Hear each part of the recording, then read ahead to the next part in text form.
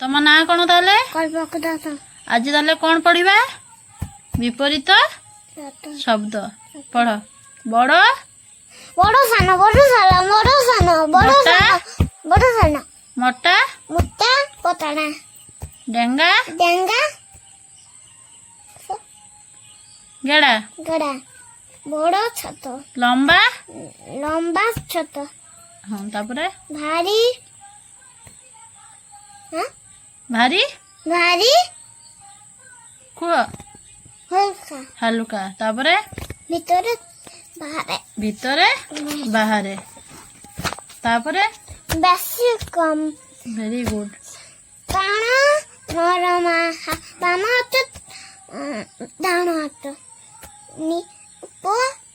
ଉଚ୍ଚ ଉଚ୍ଚ ନିଚ ଉପର ତଳ ତଳ